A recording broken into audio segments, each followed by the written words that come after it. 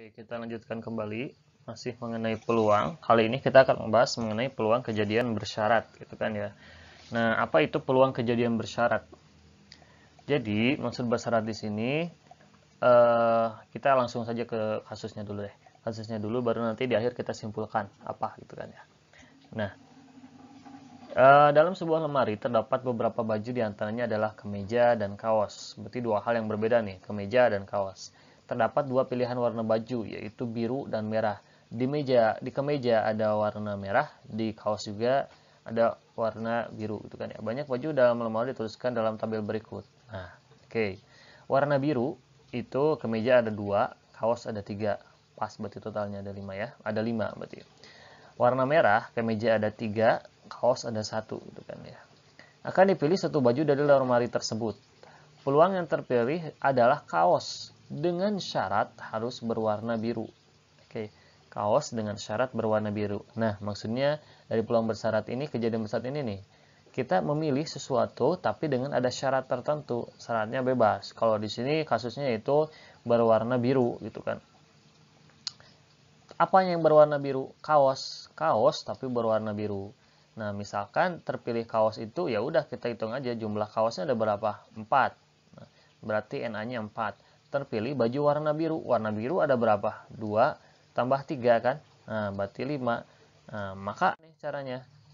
Nah, caranya berarti ya udah kita tahu aja NA-nya. NA irisan. Nah, bentuk atau umum dari peluang bersyarat itu P dengan syarat B. Jadi memilih A, peluang memilih A dengan syarat B terlebih dahulu gitu kan ya. Dengan kejadian B terlebih dahulu. Dengan B itu warna apa? Ya tadi warna biru terlebih dahulu gitu kan ya, dari kaos. Nah, maka ya udah NA irisan B warna biru ada berapa tadi kita udah hitung. Nah, kaos berwarna biru kan ada 3, berarti 3 per NB. NB-nya itu terpilih baju berwarna biru. Ada berapa total warna birunya? 5. Ya udah, jadi jawaban peluangnya 3 per 5 gitu kan ya. Karena tadi kejadian yang warna birunya ada berapa?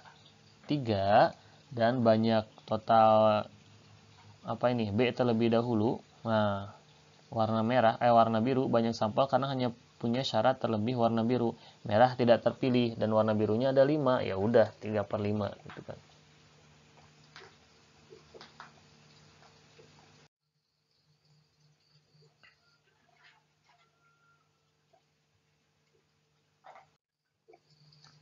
Oke. Nah, simbolnya apa nih peluang kejadian bersyarat? Nah, dimisalkan seperti ini peluang kejadian bersyarat itu. Jadi di dalam diagram Venn ini kita tuliskan B dengan syarat A terlebih dahulu gitu ya. Adalah peluang kejadian B dengan syarat kejadian A telah terjadi terlebih dahulu. Nah, sehingga kejadian A kuning dan merah, nah oke, menjadi ruang sampel atau tereduksi irisan kejadian A dan B gitu kan ya. Nah, maksudnya apa? Atau sama saja dengan ketika ada bentuk seperti ini A dan B, oke, ada himpunan A dan B di mana A kita dahulukan. Berarti ya udah kita sama saja dengan mencari nilai dari A-nya nih. Atau mungkin kalau dalam himpunan akan sama saja dengan apa? A dikurangi B gitu kan ya. Ya udah si nilai A ini dikurangi B gitu kan. Oke, maksudnya atau sama dengan nilai A-nya saja, sorry. Atau sama saja dengan nilai A-nya saja nih yang ini. Nah, maka peluang dengan syarat A terjadi terlebih dahulu, kemudian B itu sama saja dengan NA irisan B. Kita mencari nih irisannya, ini kan. Nah, irisannya per NB. NB itu peluang atau banyaknya anggota yang B. Nah, maka dikalikan 1 per NS dikalikan 1 per NS atau sama dengan PA irisan B per PB gitu kan. Oke. Nah, contoh misalkan ada E1 dan E2 merupakan kejadian acak dengan P E1 sama dengan 0,35. Peluang E1 itu 0,35, peluang E2 0,6. Nah, dan PE1 irisan E2 itu 0,2. nilai dari PE1 tapi dengan mendahulukan PE2 itu kan ya, atau sama saja kita baca dengan peluang bersyarat dengan E2 terjadi terlebih dahulu, maka akan sama dengan apa? PE2 kemudian E1, maka PE1 irisan 2 per PE2 gitu kan ya, karena tadi diinginkannya E2 terjadi terlebih dahulu itu kan. Kemudian baru E1. Kita tahu bahwa di sini peluang E2 berapa? 0,6. Oke, sorry. Irisannya dulu. Oh ya, irisannya dulu. Irisannya berarti 0,2. Kemudian per E2. E2-nya 0,6. Jadi 1 per 36. Gitu. Bagaimana dengan cari E2 per E1? Oke, jawabannya 4 per 7. Dari mana? Nah, kita tahu peluang E2, E1 berarti kita dahulukan dulu E1. E1-nya berapa? Nah, 0,35 itu kan ya, per 0,35 nantinya. Irisannya berapa? Ya udah, irisannya 0,2. Nah, 0,2. Nah, jika kita kalikan berarti 20 per 35 gitu kan ya, atau dibagi 4. 5, oke, itu dibagi berapa nih? Bagi 5, 4 dibagi 5, 7 gitu kan. Jadi 4 per 7 kayak gitu. Maka peluang bersyarat A didahulukan dari B itu sama dengan A irisan B per NA, atau PA irisan B per PA. Artinya kejadian A dan B kejadian dengan saling bersyarat.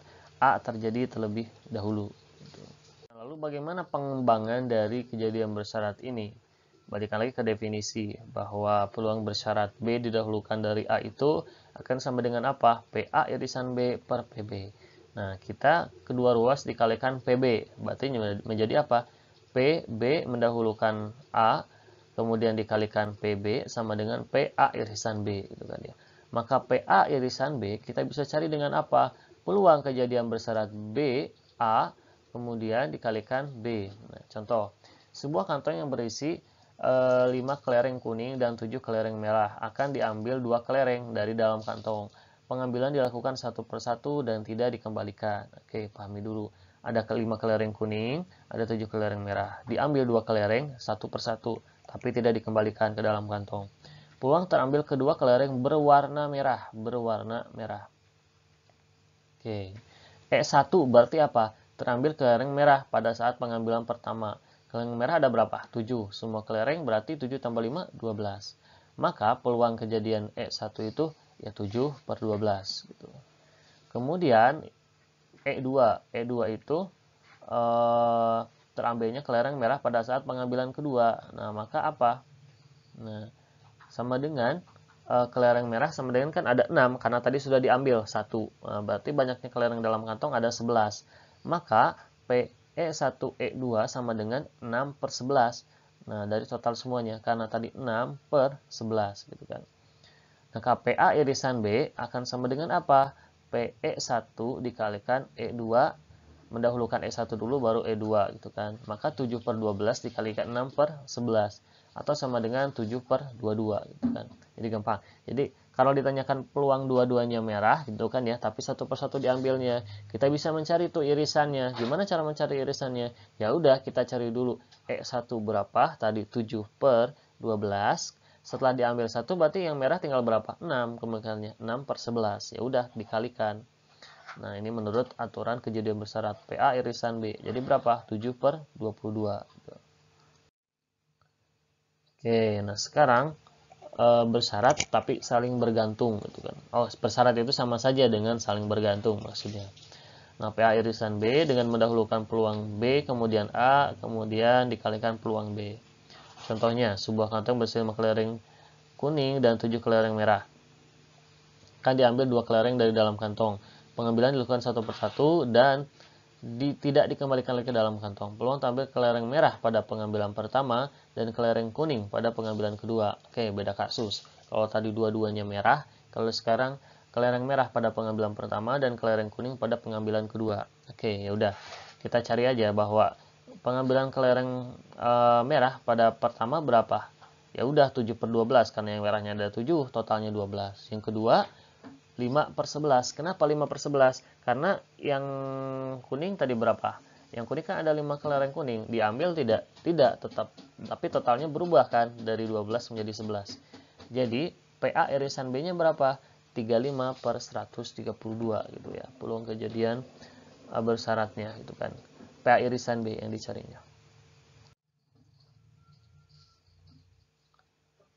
Nah, oke, masih kita berkutat di banyak contoh soal kejadian bersyarat nih. Ini kebetulan bentuknya PA irisan B yang tadi masih. Nah, misalkan peluang suatu pesawat berangkat tepat pada waktunya adalah 0,9. Peluang pesawat itu mendarat tepat pada waktunya 0,8. Nah, berarti peluang pesawat berangkat tepat waktu 0,9. Berarti tidak tepat waktunya berapa komplemennya? 0,1. Peluang pesawat mendarat tepat waktu 0,8. Komplemennya 0,2.